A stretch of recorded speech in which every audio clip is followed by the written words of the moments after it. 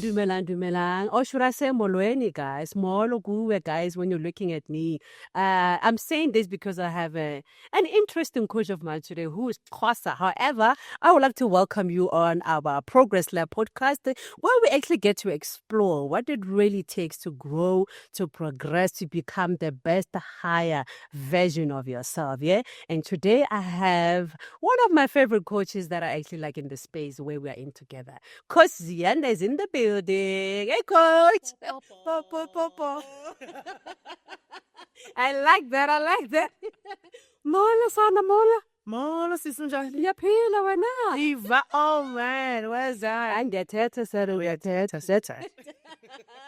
How are you, Coach? Gee, I'm good, my friend. I'm good. How are you doing? I'm Good, I man. always look forward to having conversations like this with you. Yeah. I think I was saying on my status the other day, I was like, I'm at ease when we do work like this. With you. Yeah. I'm Easy good. flow. We're flowing now. Cool. We are cruising nicely. Nicely. How are you feeling though? How are you feeling? I'm feeling good. Still optimistic. How many more months to go in the year? Yeah. So, still pushing? It's still your year so far? Absolutely. Are you still A lot training of what you changes. needed to? Okay. Way beyond what In a good way? In a good way. Okay. But interestingly enough, when there's good, there has to be dark. Yeah, When there's okay. light, there has to be, yin You yang. know that the young. So I think this year I've learned to appreciate even the dark times Okay. because they lead to the light. Definitely. I've Without realized. darkness, there's no light. Uh-huh. We get to see light by seeing dark. Absolutely. So, The amazing part about darkness, Coach T, is that, so let's take an example about a child when they're in a womb. I suppose it's dark there. definitely. A I beautiful believe so. being comes out of there, Yeah. isn't it? Even the Bible says, though, you knew me when I was moving together in the dark, secret place. Yet as My human mother- beings, we fear darkness. I wonder why. Yeah, we hide from there. We are ill-informed. Hi, son. You see, she's already deep. And we're still in production, right? Let me tell a little bit about who is Ziyanda, right? Ziyanda is the founder and managing director at Ziyanda and Associate, right? She's an ontological coach, yeah? She's a facilitator, public speaker, and an Enneagram practitioner. Coach, my coach. Too many titles. I'm telling you, I don't know how you do it. That But she gets anyway, parents we'll get to to be a partner, this one. Wow, I'm Oh, following you. So beside these titles, Coach, Yeah. who is Ziyanda? Let's take it 10,000 notches down. Okay. I'm just a village girl. Okay. From Um, Upi?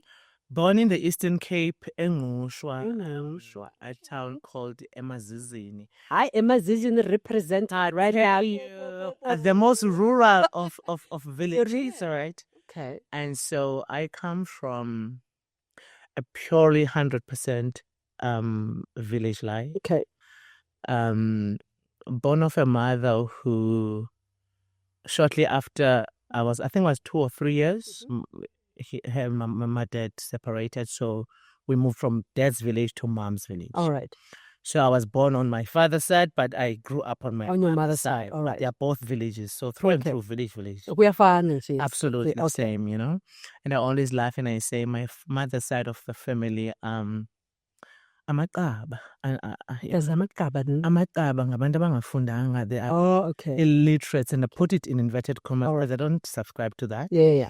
But they are the most wisest human beings Wow. that could have given birth to me and my Beautiful. siblings and my cousins, you know. So I love that side of my family. Yeah. My father's side are academics. They love books. I see. So I love that combination. So you have a bit of both produced- yourself. Yeah, and Nice. my mother's side has brought up this humble, grounded person who can connect to everyone at age 11. That's beautiful. It's fantastic. I love it. That's beautiful. love it. That's beautiful. So beside where you grew up, how do you define Ziyanda? Beyond her name, Beyond her background and her name. beyond her form, which is the physical side. You know, if you were to call me by spiritual name, you would call me love energy. Okay. So I'd be love, Okay. You'll be loved. not the feeling, Okay. the energy. The energy level. Okay. All right. Okay. So I think I'm that. I'm here on earth to come and experience love, unconditional, pure love, That's beautiful. and to share it, That's beautiful. whether through my work or Yeah. through connections that I have with people. Ziyanda is a mom. Yep. How's motherhood? The best. Okay. Oh, Okay. what do you look like? You're like, what? Yeah. So for me, I think I fell pregnant 4 times, but I have one child. Oh, okay. So even those pregnancies, when I look back, I'm like, every eighth week I would miscarry. Every week, Sorry about week that. I would miscarry. Sorry. No, it's like life experiences. See, for me to appreciate this one I have, Sure. I have had to You go have to through go through those the ones. the dark time. Yeah, and I think T, we underexplore this. Have we ever thought, what if those souls did not want to land on Earth? They just wanted to come And just and check in. halfway through, Yeah, they go back. they're like, we want to experience physicality, but through your womb, but we don't want to land. Yeah. So after 8 weeks, I'll turn I'd back. go I want to back. come here. Okay. It's okay. You're not ready for the shabalo. Awukho easy. Awukho easy lana son. So I can understand that. I like it how you're just now talking from a point of a good post within you, because you're no longer, you don't feel the pain. You decide, you're seeing it differently, which I believe is powerful. It is, but it takes a lot of processing the pain Sure. before you can alchemize Get it. to that. Before you can look at it differently. Get You've that. got, so pain demands to be felt. Definitely. So at the Human time I was beings, after all. miscarrying, that demanded me to process it, Okay. to cry, to be angry, to ask God questions, and to misunderstand the entire process. Only in hindsight am I able to say, Yeah. not every soul has agreed that they would land. So, coach, there might be somebody right now here, a woman who's been trying to conceive, and similarly, come halfway, go back. Well, but for them, they're still in pain. Yeah. They're not seeing what you're saying. Now, For them, it's like, it's impossible, because they're still in that moment of pain, grieving. Yeah. What would you say to them? You know what? Like I said, for me, that experience teaches you a lot about you. One, that you are able to conceive. Okay. Two, that another being chose you and your womb. Okay. Whether it was for 2 days or 2 weeks or Okay. 8 months, Okay.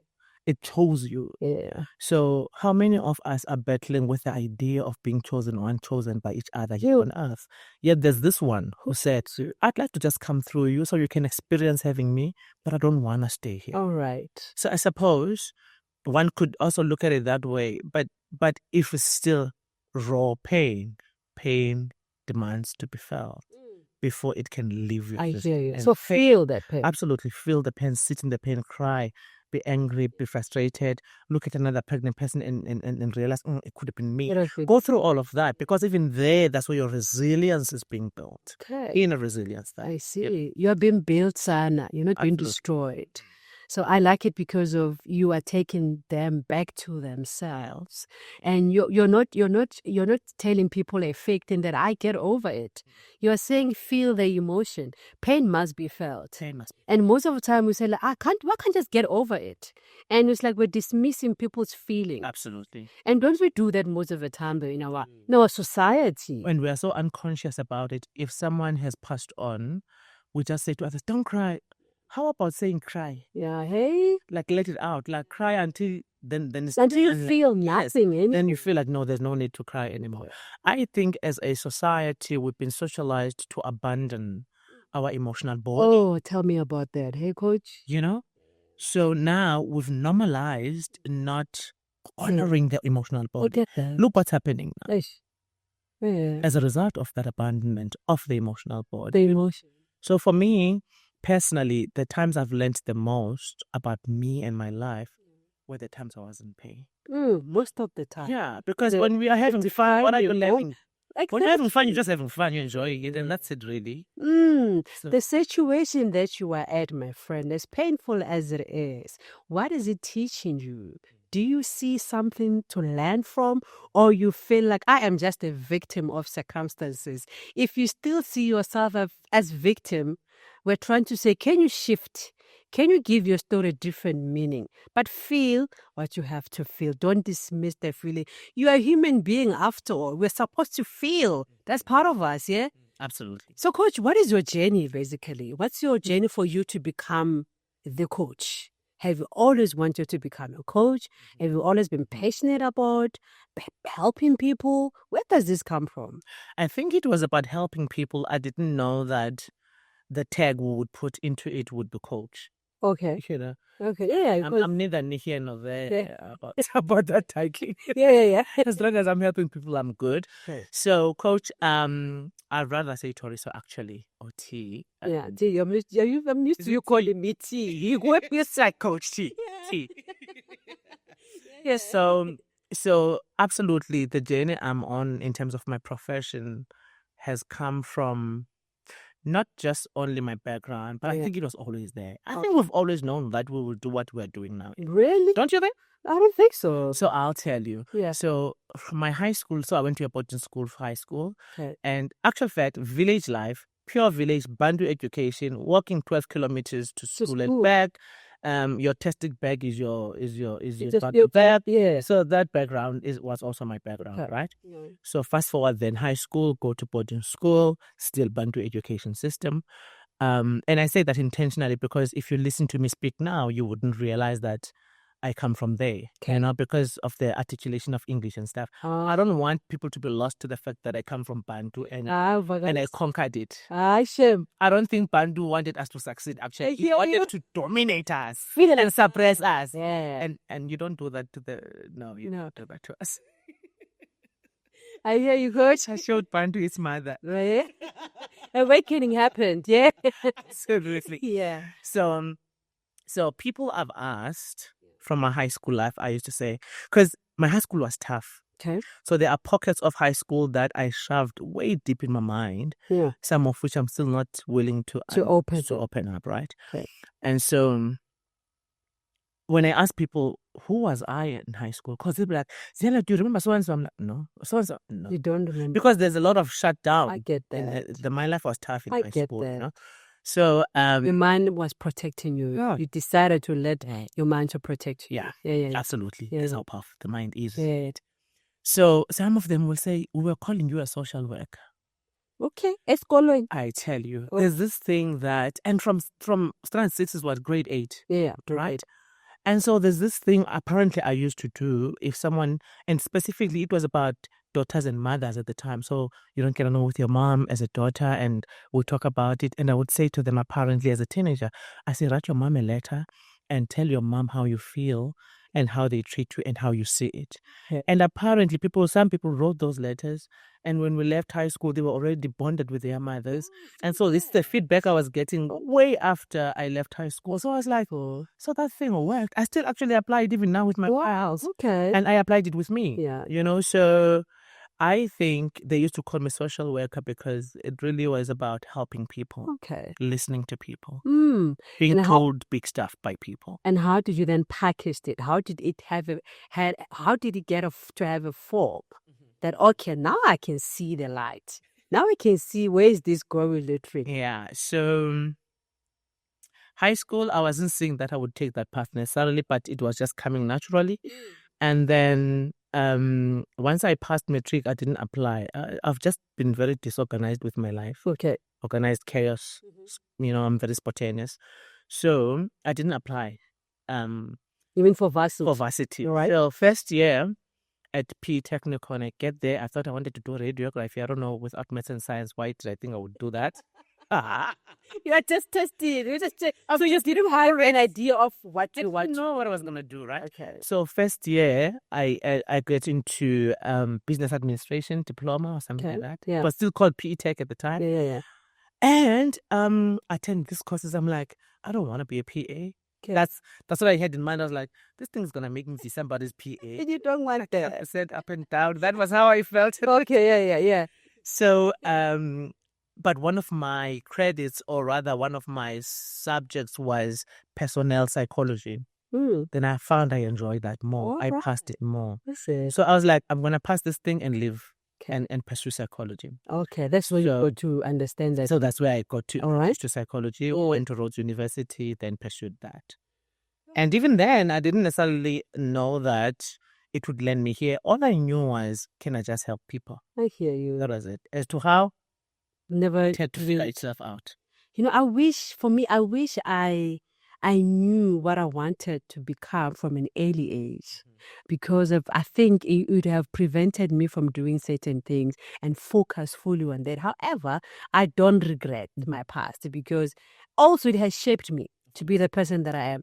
But for me, I did IT. Not that I loved IT, by the way, at 2UT. That was not my passion. But I did IT because I was running away from the person me. I just wanted to be in this box called the computer. Me and not with people.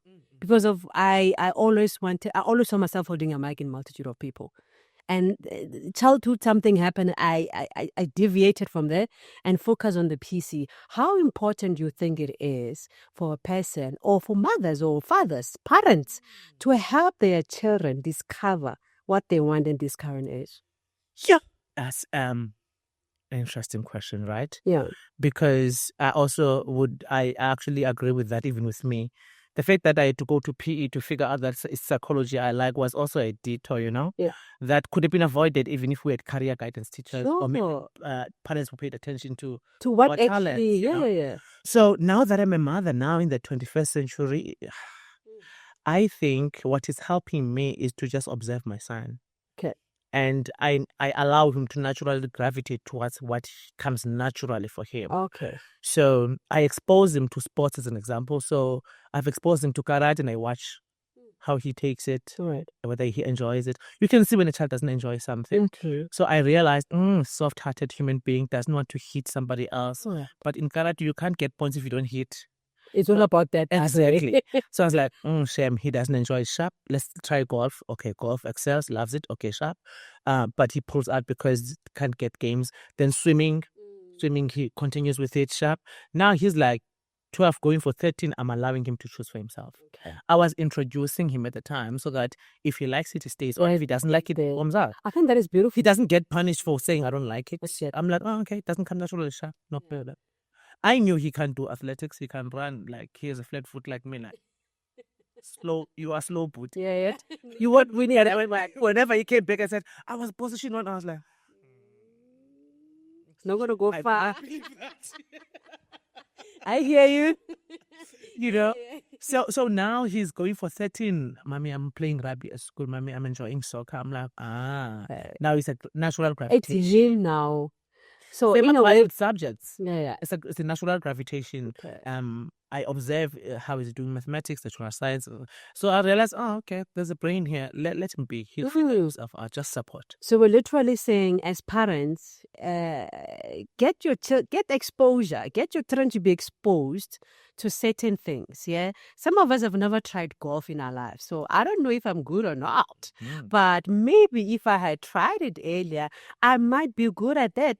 And I feel like sometimes we in our society, I don't want to say because of disadvantages of where we're coming from, but I feel like we can learn a lot from how we grew up. We knew that I didn't try ABC. Absolutely.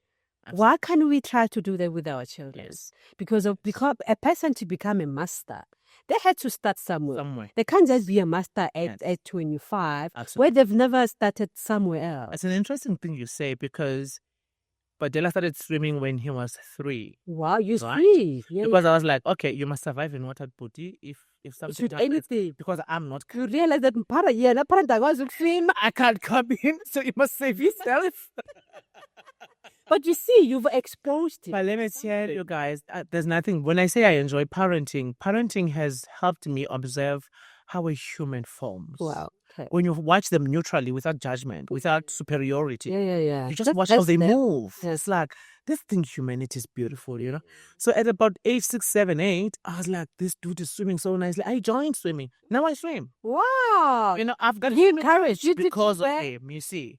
So these things, and every time he tries something new, like when he talks about soccer, he talks about the technical side of soccer. Mommy, when you kick this way, you stand there, and he calls it by names, and I'm like, this thing is technical. This soccer thing is a science, most. So now he's made me realize, it's not just playing, having a ball in your hand. You can be inspired by your own children, provided you keep an open mind, provided you have patience to listen to how they speak. Yeah. I think that dominance part of it makes us as parents, the children to, let's just Don't even get me there, because as parents, because we have this big posture, we are bigger than the child. We can unconsciously or consciously bully our children because we have the superiority in terms of posture. You're looking down at this person. And so I feel we must watch ourselves. Yeah. Otherwise, we dominate them. And so when we're talking about bullyism, it does that from home sometimes. Sure. And then it escalates at school. Yeah. And obviously, children will model what they see at home. Not basically what you teach them, but as they're seeing you becoming that, doing that, actually that's how they become. Absolutely. And I think, as parents, I think we must be conscious parents now. We can't hide behind this thing. I used to. There's no used to now. There's now. There's 2025. It's you now. You're well informed. You've got so much information. Go Google it. You're going to find the answer, you know? Definitely. So I think that if at school they say your child is a bully, watch how you conduct yourselves at home.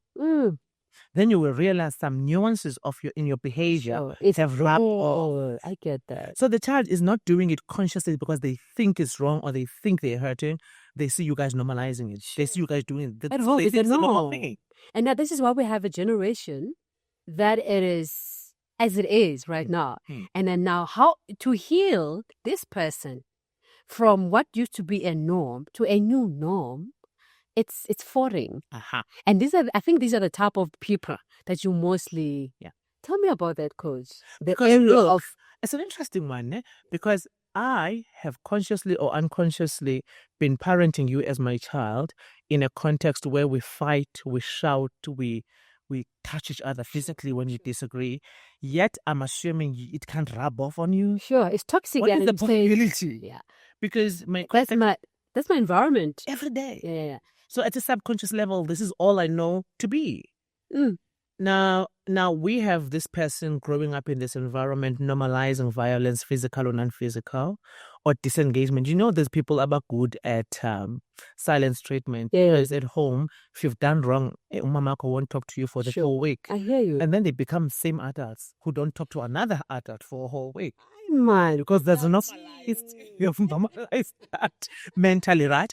So I think that when we touch on that is we see it every day. I see it every day in my work. Whether I'm observing ESCO meetings or MENCO meetings or I am coaching a leader, I see the child battling there and pedaling and tripping itself. Leader, you see in the child. Yeah. So I often say, until we heal our inner children or stabilize them or calm them down or give them safety, they play on the boardroom tables. Coach, how do we start that? How do we begin the healing the inner child? Because to somebody who's speaking foreign. Absolutely. Somebody's like, what is she on about?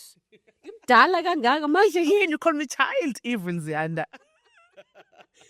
Enlighten us. How does I heal that part? And what is inner child? What are we talking about here, actually? So let's start it this way then. Before you were an adult, you were a child, right? Sure, definitely. And so psychology says from ages 2, that's when you started to perceive your home environment. Sure. So let's start it backwards. Yeah. You landed in your mother's womb. You were alone. I guess you were kicking and it was nice that there was water. It was nice. Everything was You're free. Protected from... No one was shouting at you. At least not verbally, you know. Up to you. I tell you, you were cruising nicely there, right?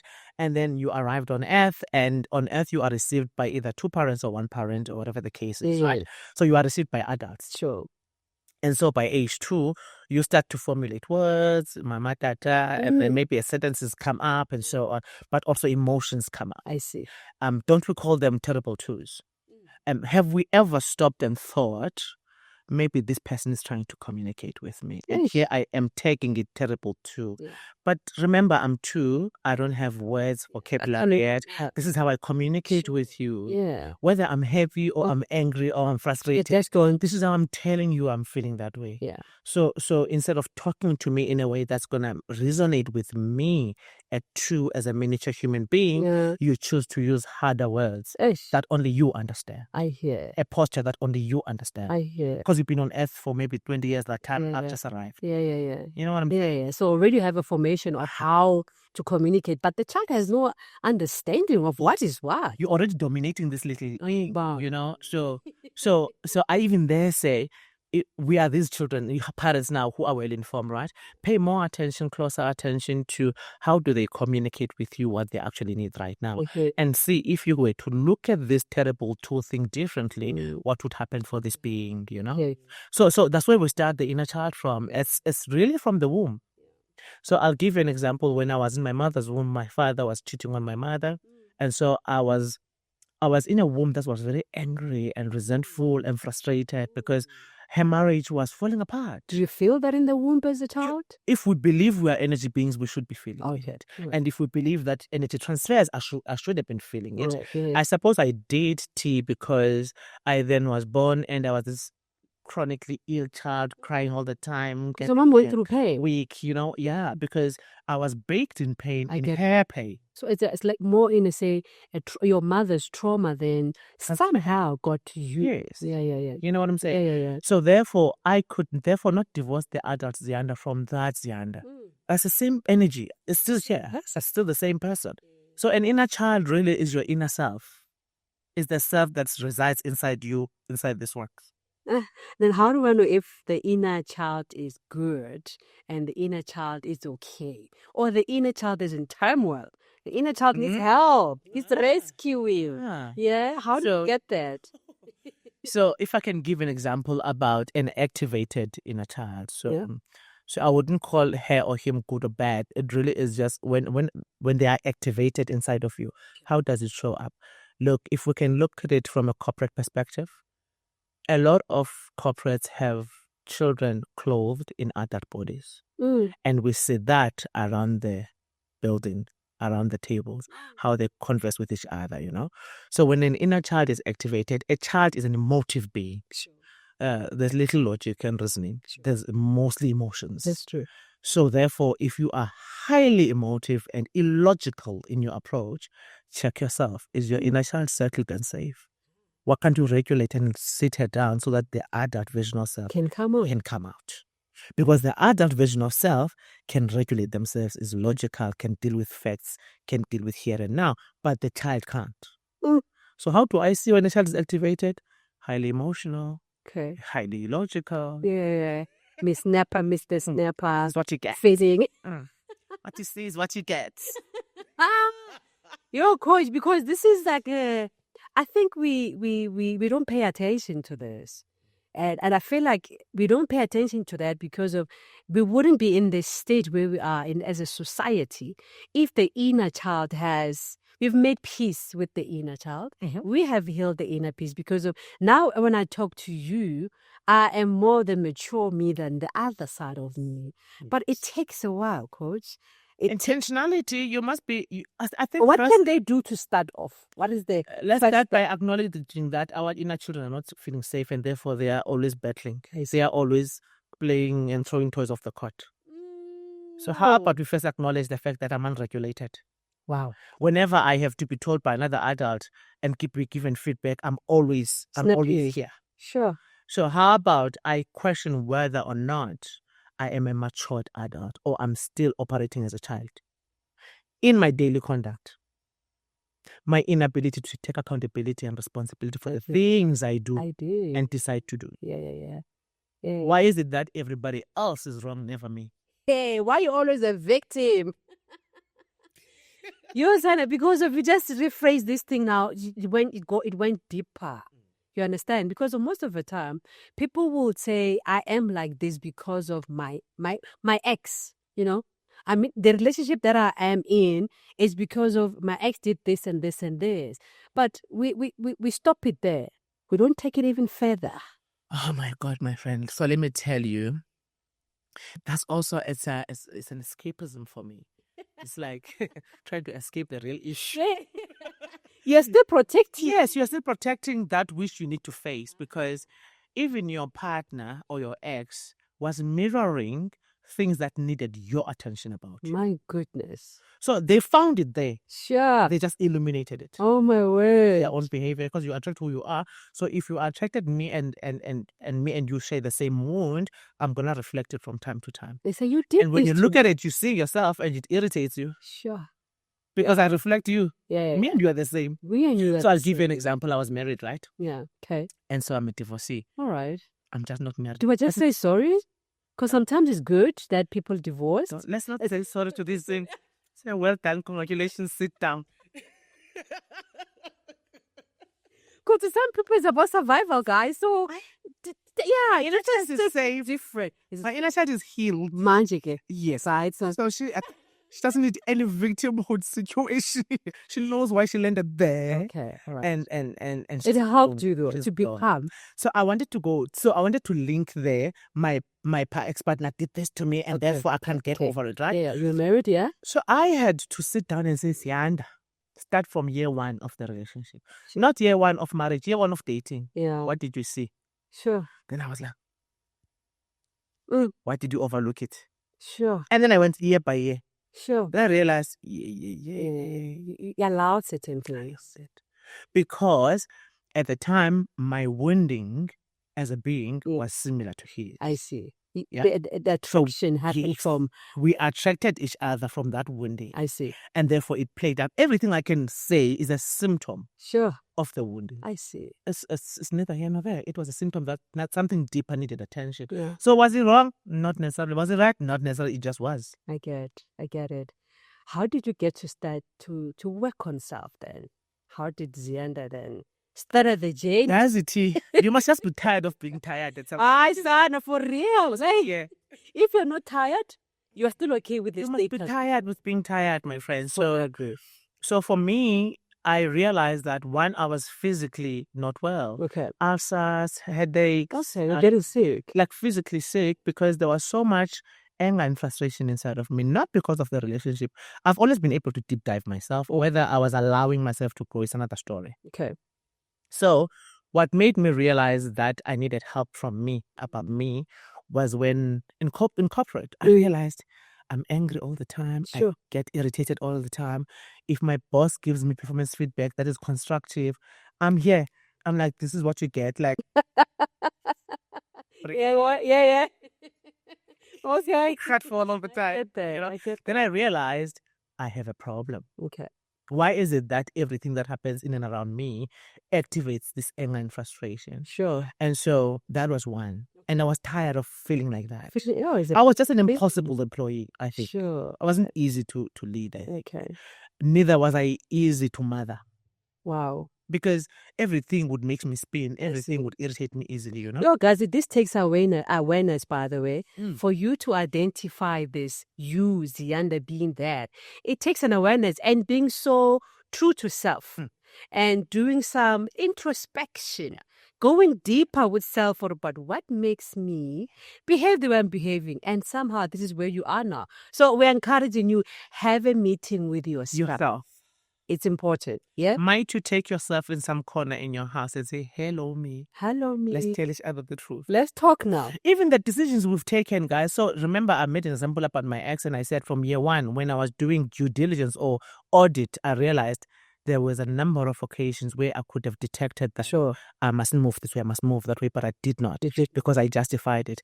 I am saved, I must have a partner, I must have one partner. Then later on, I must marry because when you are saved, you cannot be married, and normalizing certain things in the process, you know. So I justified myself into this thing. To even stay. Who justified yourself? Me. Yeah, nobody else but you. So now, who am I blaming for my decisions?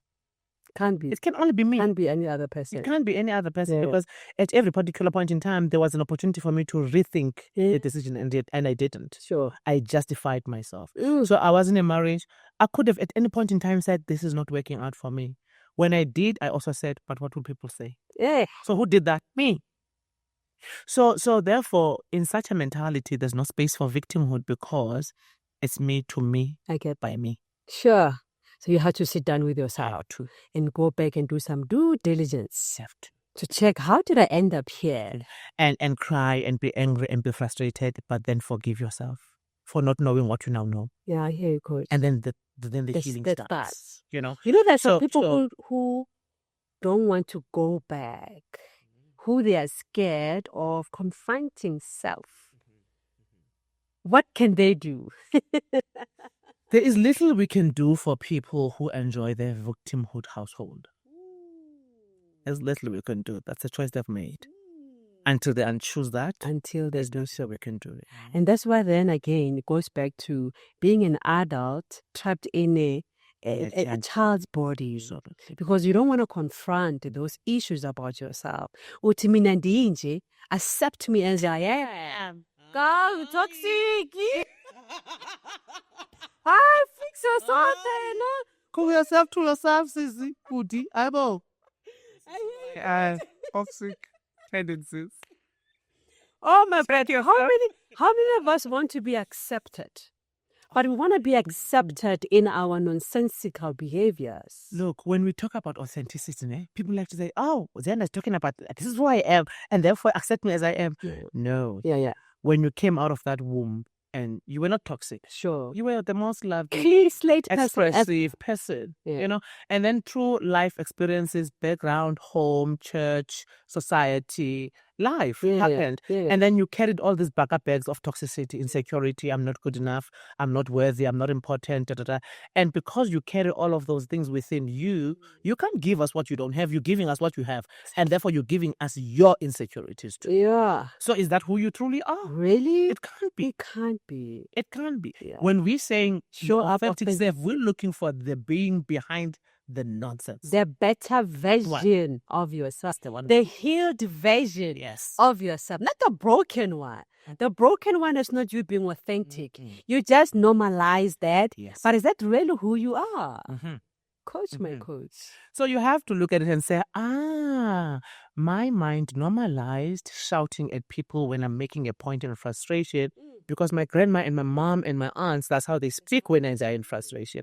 But then you have to come and say, how does Ziyanda speak when she's frustrated? I see. How does Ziyanda deal with anger? Not the mimicked approach to anger. Yeah, in terms of Ziyanda's original. I see.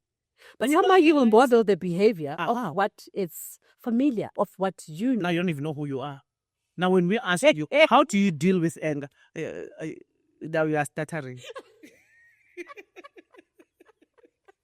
Oh my God. So what we want you to say is to say, when I'm upset or when my anger is activated, I pull into myself. I want to think first. I want to apply my mind first.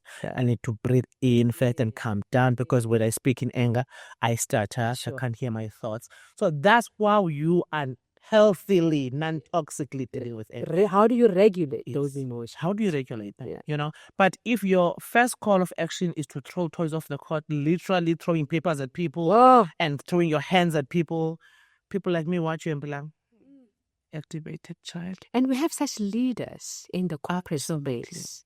It's like they are in a home setting where they can do what they're doing to their children. They are applying it even in the workspace, which creates a toxic environment. Yes. So it's twofold. There's that leader who throws the toys off the court because they have never learned how to regulate their behavior. Sure. And so they are looking to us to help them regulate. No, when you're in fact, you are an adult. So regulate yourself. So triggers are your business. If you trigger, take care of your boy trigger, right? But then you've got these ones who come from home where we were taught under the carpet, don't complain. They are also like doing this as well, allowing the toxicity. They are allowing. So how are we going to solve the issue? Sure. You are under the carpeting it. They are flaunting their unregulated emotions. Yeah. You are both doing the same thing. Oh my goodness. Then you are all getting out of that meeting toxically gossiping about the very same thing. The theme is the same. It's self-abandonment. Yeah. The theme is the same. Yeah, coach. Yeah, we have to heal the image. Hey, there's a lot of work to do. Yeah. On self. That's why me and you are in this profession, isn't it? Definitely. There's such a lot of work to do. It's not a life matter, but it's a life matter because of the journey that you've been through. Now you get to look at yourself and you laugh at yourself that, did I really do that? And you must be able to laugh at yourself, So you asked me then, what activated my journey? One, it was, I realized I was an impossible person, whether as an employee or as a partner, I think I was. And then physically I wasn't feeling well. Okay. And so your body was high levels of stress, Sure, burnout and stuff, right? Then the first thing I did was to say, let me leave corporate. Okay. Let me go be self-employed. Let me leave. Corporate has never fulfilled me anyways. So in 2015, I was like, let me leave corporate. Let me see what's out there. And let me tell you, you spoke about destiny helpers earlier on. there'll always be someone that is sent to you to come enlighten you about something. It's up to you whether you're here or not. I hear you. You know? So there was someone who said, you can be a very great coach. Yeah. At the time, I didn't even know about coaching. Okay. So you left before becoming The only thing I was clear about was that I must leave corporate. And But what I'm what gonna do, I don't know. For real? I didn't have any savings. Such a risk taker. No savings. At the time, I was only permanent at that company for about almost 2 years, so my pension was too little. Yeah. So you all I was leave. Yes. Also, when there's time for you to leave, you'll be you're pulled by the skin of your neck. Definitely. To leave. Yeah. It will get so uncomfortable. Yeah. You'll even be a fireable being. Easy, because you're not performing now. Yeah. The boss wants to fire you. The boss, everyone doesn't want to hear. Then it's time for you to leave the space. I think you get even. That's where I was as well, actually, coach, because I felt like I'm robbing the company of a better person. And Mina, I was trusted to perform in that function, but I wasn't performing to my optimum peak. Even if I wanted to, I can't. It's not in me. I cannot do that. That it means something was calling me out there, and I decided to just let's cross over. See how it is. I did the same thing. So then someone said to me, I think you'd be a great coach. Go attend this certification. Savannah, leadership, whatever. Then I was like, okay. I thought this high IQ side of me, logic, okay, I'm going to go study. I love studying. Sure. I'll go for it. Little did I know that for that 12 months, I would study on one end and be coached on the other. That's where I met again my mother wound, my issues. Yeah. They were unearthed. You know this thing of saying, I've forgiven them. I'm fine. Sana, I've healed. Are you for real? If they were to come now, how are you going to react? What's your reactions for those people? They to say that, yeah, because then we'll get to see. It'll be triggered. You know what? Triggers are good. Absolutely. Because triggers, they help us to identify what area we still need to work in. Let me tell you, my friend, whenever you are triggered, it's a gift to you. I'm believing that too. What about me needs to learn something about this? Why am I feeling? It's what a trigger is giving you. Hey, woman, why am I feeling? You know? This way. Am I snappy? Wasn't I done with this? Are you still here? And then you work on that thing. You still have it's a beautiful a gift. So then Savannah, then through her sessions, I unearthed that I still was angry at my mom. I was still angry at so I grew up in an environment where, remember, I was in the womb.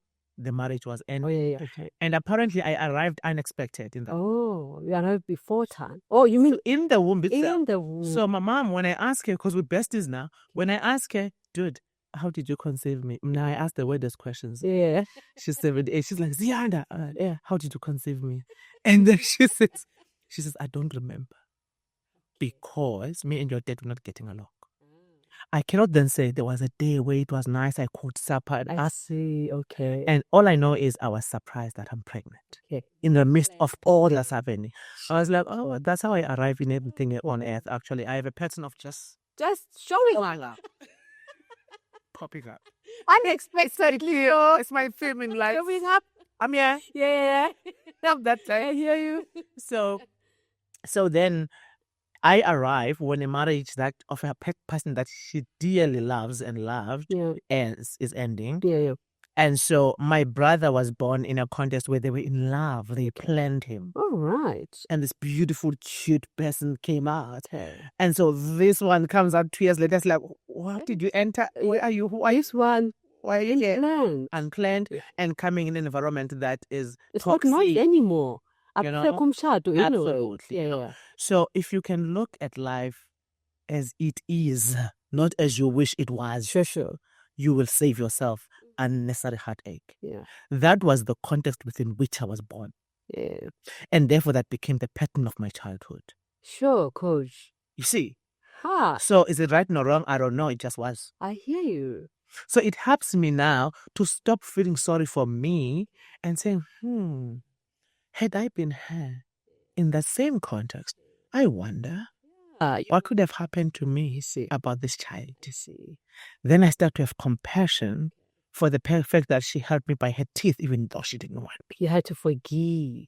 That compassion, forgive, because you were angry, right? And then now all of a sudden you're realizing, actually, if I was her, what would I have done? I see.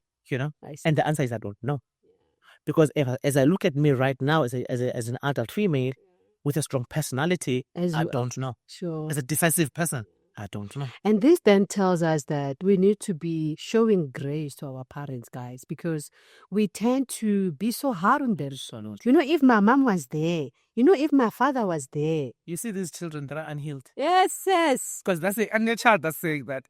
An adult wouldn't be saying that, would look at things logically. Meaning. You know? You're saying it differently. Absolutely. You know, so also, guys, there's this pattern of us. I'm going home in December. Can you please go home in the December of 2025 and ask the right questions? So that you can get clarity in terms of their context and why things were the way they are. Yeah. So that you know what part of it am I forgiving, what part of it am I holding you accountable, mom? Yeah. You know, or dad. You know? Yeah. There are people who I say, I don't mind my dad, some of my clients, I don't mind my dad. He doesn't love me. And I will say, did he say that? Yeah. Did you hear it? It's your own thoughts and shit. No. My mom said, it's your mother's story. What's your Have you ever had him? Yeah. We tend to inherit people for the past 30 years we've been carrying this unnecessary pain. Yeah. Then you go to your father, and I always say to them, go ask him the right questions and the right questions. Then they go. Then they realize, my dad says at the time my mom had another boyfriend and he had... because now you're protected. I've been running with this children for 30 years. Being angry and beat that. Just be adults, guys. Guys, life is not perfect. Life is about progress. And we need to progress in every stages of our lives. Look at yourself emotionally, physically, spiritually, energy-wise. Are you progressing? Are you still nasana situkula man pagama, like, you know? Raise that bar. Helps you, I promise you, it frees you from the unnecessary pain, you know? Sure. So for me, I then realized, okay, I think I still embodied my mom's anger that I've got from the womb. Yeah. Unconsciously in me, maybe in my spiritual body, sure. my emotional body. Yeah.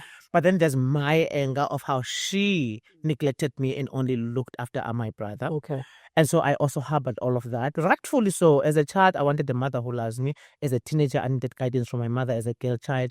As a young adult who's entering tertiary and so on, in hardships of tertiary, Sure. I needed her to be there for me when I was struggling. Yeah. None of that happened.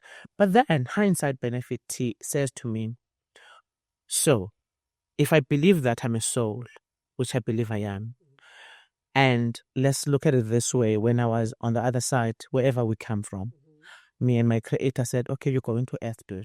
It was like sharp. And then the creator said, choose parents. In this arena. Mother, father, America.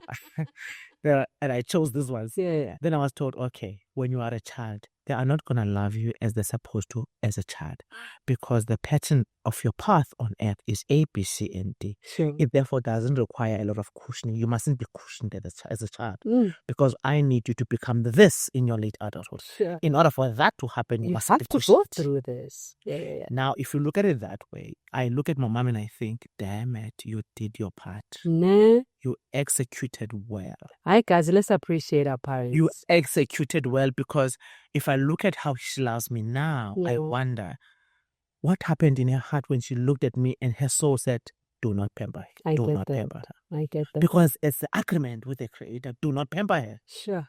If you pamper her, you deviate her from where we're taking her. My story... And she held on to it. Sure. My story to that is that I happened to be pregnant, right? And somehow, the early days of pregnancy, I found myself alone with nobody. Somebody has just decided that they don't want to be part of it. I was bitter. I was angry. I was sad. I was lonely. I was... all these emotions that you can think of, I went through that. And the worst thing was, when the child came, resembled exactly the person that I actually don't really deal with. So do you understand what I was going through? That was the most difficult, the most difficult part of my life. The most darkest part of my life was that time. And I look at this child, I'm like, God, I don't know what to do. But what I know right now, this child needs me, because I cannot bring this anger that I had towards this person. That's when I realized I need to heal. Yes. I need to forgive this person. And you have to assume that perhaps at a soul level, The child knew this was going to happen. Okay, That he was not going to want to be part of this because I'm my mother's daughter. Or child, you know? Yeah. So therefore, the pets of my life required me, soul, mom, soul, together Like that. as soulmates for this journey. For this trip. So Daddy agreed to just create me and bounce. It's what we agreed on. What if that's the case? And now you spend the entire life on earth not enjoying yourself for things you actually agreed on at your soul level. Sure. Because your soul level. Yeah. Yeah, because of your soul at that time, you don't know anything about that. You are so much captivated and clouded by the reality only of what is going on. So I look at my mom and I was saying to her, you played your game, dude. Like, Dad played his game, you played your game. Because now look at whom I've become because of that hardship. Because of that. Wow. Now I have empathy for people who experience abandonment, rejection, neglect. Not only do I have compassion for it, I have solutions for it. That's beautiful. You see the journey. You had to go through that in order to become this. That's why we are saying embrace your past. Make peace with your past. Heal what you need to heal. Because without that healing, you will still be angry right now.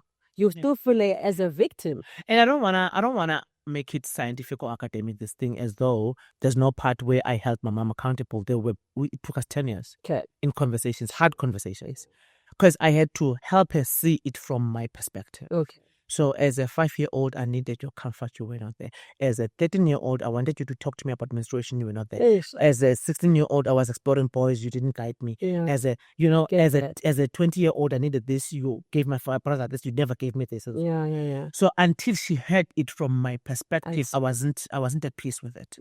This tells me the power of communication.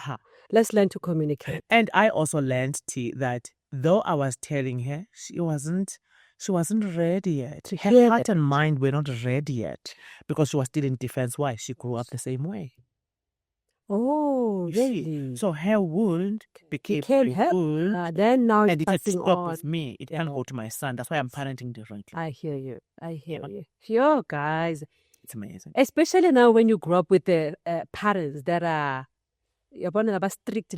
You cannot say certain things. This is not open for discussion. We dismiss. They get to dismiss whatever they're doing. What do you do? Let's say now there's that child right now. She feels like, I don't feel loved. I don't feel accepted. I'm abandoned in this family. What can they do? Knowing that they are parents, there's a no-go area. For me, so I'll answer it in two ways, right? Yeah. So there's that parent who does not want to engage in these conversations. I became creative because I knew my healing depended on these conversations. Sure. You know? How bad you want it. Yeah. So as a child, I was suicidal as a child. I was like, let me exit this earth thing. This is nonsense. I hear you. But then that wasn't allowed. So what didn't want that? So that's not an option. What didn't want that for you? That's not an option. You guys are bought to this. So then the option was, so I wrote letters and I left them carelessly in my room so that she could find them. And because they were snooping around with me here and my brother, they would find them. They would read my thoughts even when I was younger. Whether you respond to what I'm saying or not, your ears have heard it. Sure. If your eyes have read it, the ears have heard it. Definitely. Whether you are still in defense for the next 20 years. That was really... This is what the message is gone. What I feel. Okay. It would be. Yeah. So then that didn't work because, again, they're not used to giving feedback. My mother's 78. She's a traditional woman from the village. Yeah, woman. So then, as a young adult, I used to write a lot of diaries, so reflection and, reflection notes. Again, I left them carelessly because I wanted them to, they would read them. Okay. So by the time I was addressing this thing verbally as an adult, there was no surprises. I see. I was just reiterating everything I was saying. That you've written already? Yes. Okay. So there's no you're going to be, awuzufa. Yeah. This is the truth. Guys, communicate. It's the truth. It's my truth. Man, this is my truth. That's free. So now it took her 10 years, of course, because my mom is a strong personality, is very defensive. Sure. So after a while, and the approach, my mom's strong personality did not want that weak to come in. That damsel in distress. Don't cry too much. So I realized the posture is different. If you're already crying, if you are crying as you're talking, she doesn't hear you. It's like, sure. Mom, what I'm trying to say is, Okay. then she would hear me. Wow. So again, maybe The language you speak. yes, maybe your mom is softer, so be soft. Speak that language. Speak the language that resonates with that. Then they will hear you. But we get attached on what their response is. My view is, it's neither here nor there how they respond. Have you heard me is the point. And if you've heard me, sharp, take your time to process. Sure. Once you've made peace with what I've given you, then you can get back to me. I hear then you. the healing begins. Sure. Well, she's literally saying that it is still possible that you can have a good relationship with your parents. If it has been messy or a rocky road, it is still possible. It's never too late. If they are still emhlabeni sana, you can still work on that. And we're encouraging that you work on that. Because of your life, somehow your healing is depending on that. See, your mother's womb was your first home on earth. I mean, so there is no manga business about this thing. You've got to make peace with that womb. Sure. It is your entry to here. Yeah. Your father's seed was the contribution to the egg for you to arrive in that womb. Yeah. So whether you like it or not, it's a matter of you have to connect. I'm not saying he has to say I'm sorry, or you have to connect with where you come from. Sure. Go back home. Go back home. Home is mom and dad. Make peace with that. Make peace with it. Sure. And things that you cannot resolve, forgive them for them. So assume that they didn't know what they didn't know. It's okay. Yeah. And forgive and move. Compassion, love. Yeah. Because I've realized now that me and my mom have healed, we've completely healed now. We're best friends. Oh, that's beautiful. Now there are times where I would have a dream and I'll be like, who is so-and-so? And then she would tell me it's uncle or it's grandfather so-and-so. Yeah. And now she's become this repository of information for me, you know? No, you see, if you were still angry, how are you going to get? Yeah. You wouldn't get that. So I talked to her about, okay, I have a child who is a son from a marriage. So this child belongs to the marriage, Ziyanda. From a bloodline perspective, he is his family's son. So how do you then enable that connection to continue? Because he's theirs. You know, only a mother can teach me that. So I said to her, look, well done for not taking care of me in my childhood. Well done for taking care of me now. Because I need it now. I need it now. Sure. More than I would have needed a posh childhood. Yeah. Actually, I need... And you were not going to be this... I would have forgotten it as a child, what she had done or didn't do. Yo, my friends, tomorrow's not guaranteed, right? If you still have your mother, you still have your parents. If you can stop waiting for them to come. Those are parents. Our parents sometimes will never come and say, I'm sorry. And that's their generation. That's who they are. That's how they understand life as. But you now, because you know better, you can do better as well. Absolutely. So approach them and start working on yourself and them because of, hey guys, tomorrow's not guaranteed. Keep an open mind, man, because also apart from that, that we're not guaranteed their life, whether they'll be here tomorrow or not. Yeah. Have we not noticed how we are harming our children exactly where we're harmed? So we are continuing this legacy of sadness and pain and unforgiveness, lack of compassion, lack of kindness. Because my mom did it to me. Like, when is it going to stop? Yeah.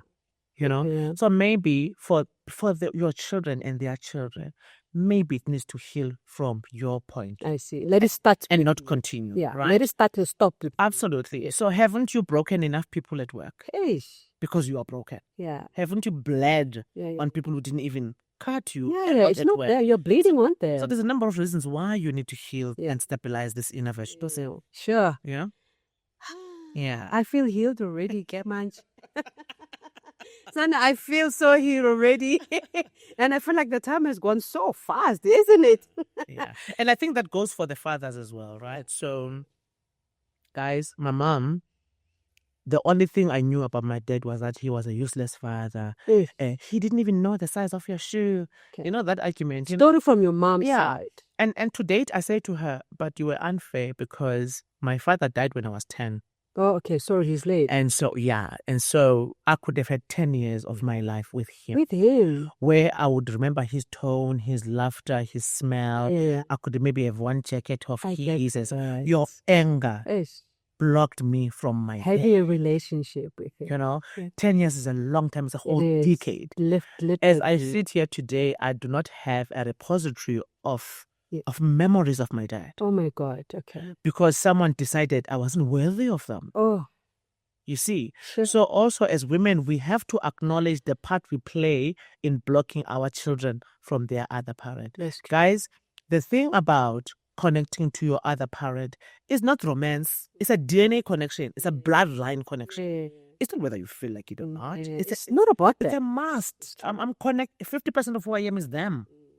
It's unfair for you to block. It's unfair for you to block that. And who Let me to block that? Can't it just be my journey? Exactly. And they would say I was protecting you The- from what? From what? From what? So look, this is where we always say then, children are birthed through you, but they're not yours. They're not yours. Why? Because you don't know why the soul chose to come to earth in this time. Yeah. You don't know that. Yeah. You Only were a the vessel. Creator knows that. Yeah. You were just a vessel. Yeah. So monitor, guide, and protect here on earth. Do not control this thing. You don't. Yeah. So what if you are blocking a child who's here to heal his bloodline from his father's side? And you are protecting them from accessing their bloodline. Sure. Who do you think you are? Hey, but. Hey. Guys, you. Hi, Dana. This is deep. Let's heal, guys. This is deep, guys. I mean, we're living in a society where mostly we call it a fatherless generation or fatherless society. But is it really fatherless, or is it the women, the mothers, stopping the children from having access to their father? Look, it goes back to, there's a video I did recently and I said, are men dogs? ? Yeah. Are they really? Yeah. What part are we playing Yeah. in this narrative, right? Yeah. So I thought to myself, so if men are dogs, my father was a man. Are we saying? I dearly love. Is he a dog? If you are partner is a man and I dearly respect, is he a dog? Is he a dog? I wouldn't agree. Yeah. So my son is going to be a man. He's going to be a person. Now you're like, Isaac, is he a dog? If it's yours, then. So this is not a narrative I'm willing to support, because the men in my life, I love them and I respect them, and therefore I wouldn't refer to them as that. But bank this as a woman. Yeah. If you're calling a person that you've been with a dog, what does that make you? What does that make you? What do dogs play with?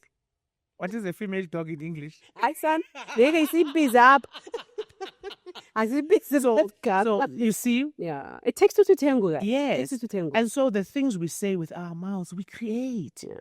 So now we've created a dynamic through our mouths of men who don't take full responsibility because they know we expect that. Yeah.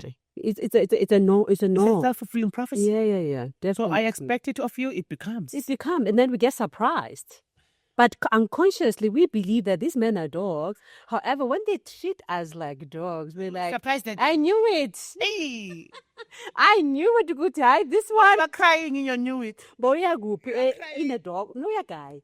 Even so there's a lot as women as well, because now and there's men that we call dogs. Some of them are our sons, and we are living in women-led households who produced the dog. Hey, by birth and by socialization. Sure, that's true. So can you see it comes back to bite us? Yeah, because if we're saying fatherless, then who then these children are? Right, guys. We're going like this. We're literally going like this. So we literally have to really embody being an adult, sure, in the way we think, in the way we feel, in the way we do things, and be intentional about what we want to co-create as a society. Yeah. For me, T, each mother and father that produces a child is a home, is a family. Sure.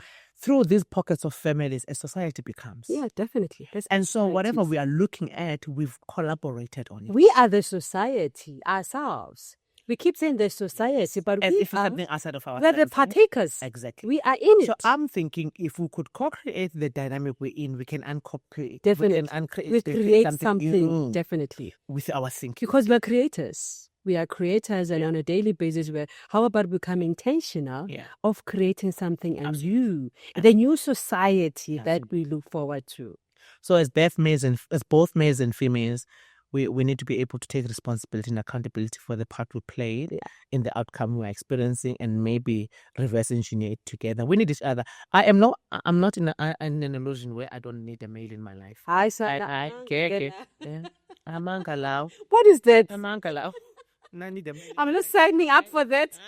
I'm yet to Andizi, I'm yet to co-create. Andizi. And God creates in pairs, guys. And we're relational beings. I'm ambitious, independent, guys. I don't want us to play around with that thing. Yeah, But I'm also a mother and we're relational beings. I am not gonna forfeit any of these roles. Hayi sane wedwa solo. So for me, they are not dogs. Guys, it gets lonely, but the pile is so lonely. Not far away. But you could know your worth lonely, son. What does that worth look like for you? Absolutely. Is it you being alone? It can't be. This life, we need each other. We need each other together. And I can recognize that at the times where I also said at some point, I want to be alone. I don't want a man in my life. I was hurt. Exactly. You must recognize when you are embodying pain and pain is speaking. Those are two different beings. Don't listen to advices from people who are still in there. Answers you are looking for all inside you. Live alone. Don't listen to everybody and anybody for advice, guys. People are projecting what is within them. If there is pain in, they will give advices from a point of pain. Yeah? People can only meet you at the level at which they've themselves. Definitely. If they haven't gone so deep with it, how can they're shallow with themselves. How can you expect that? Come on. Good, Suka. The conversation is not ending. We will come back for round 2. Absolutely. Absolutely. Where do people, okay, before that, where to from here? How are you progressing from here? So for me, I was saying to my partner, I'm so glad that I've met someone that I didn't attract through wounding. Okay. So it's not a wound to a wound, trauma to trauma interaction or connection. A relationship. Which is beautiful because then I would have mistook the wounding for love. Yeah, most of the time we do. And so we do that and then it's too familiar. So I think it's love because my pain, his pain is familiar. And that isn't together, the pain to the pain. So I'm calling that love. Yeah. Where actually it's not. So I'm glad that's not the case. It's beautiful. I saying to him, I'm glad that we did not use intimacy, let's call it intercourse, to bond emotionally. Again, because we get too familiar as adults when we use intimacy for connection. Yeah. And we can misconstrue that for love as well. Sure. It's a transaction, like it's a pleasure thing. Definitely. You know? Definitely. So I'm at a space where there's clarity. Wow. You know, when you hear in a child, we see clearly. I see you come don't even need we are dance at this day. Clearly. The child is inner child does what she enjoys. She loves writing. Wow. She's now singing. And dancing. She's gone back to swimming. Wow. She dances. That's beautiful. I'm healing telling you. Beautiful. So healing your inner child helps your inner child show you her version of life. I see. What you've missed as that. And the talents that are sitting inside you under the rubble of pain that are dormant. Yeah. That only when you clean the rubble, then you get stretch your natural talents, you know? So when I started to do this voice coaching for singing, I said to her, I knew my voice to be deep. I never thought I could hit this high note. She says, well, you see now. Wow. So only my inner child said, let's sing now, let's swim now, let's dance now. So when you are healing her, she becomes with you, then become one with you. Absolutely. Oh, and see, Google because we keep suppressing this image. I'm not coming. You're not coming there. Getting young. Dear coach, I know healing looks beautiful on you. I see you on the socials. I see a different person. Absolutely. You are literally have lightened up. I'm telling you. That's healing looks this beautiful. I'm telling coach, you. It's been amazing. Yeah, so I stopped drinking because I was hiding behind alcohol to not feel, you know? Well, and people use that to numb. Yeah. What they don't want to face. I see. Oh, this looks beautiful, coach. Thank you. I love this energy. Where do people get of you or help with you then if they want to reach out to you? So, ziyandam.co.za on the internet. info@ziyandam.co.za if you want us to talk business. Okay. Guys, thank you so much, coach. This has been a great conversation, a nice conversation. And I am saying to you guys, based on what we just discussed today, we are saying stop being a victim. Yeah. Take accountability, take responsibility of your healing. What has happened to you might not have power over it, right? But your healing, you are the one in charge of it. So take charge of your life. Take charge of you becoming a better somebody out there. Mamela, you deserve a healed version of yourself. Are you not tired of that hey, angry, bitter person that you are, have you ever asked yourself, what does the healed version of myself look like? And we are saying tap into that healed version of yourself. But it can only be you to do that and nobody else. And for me, we'll see you next time on this episode of Progress Lab. Yeah?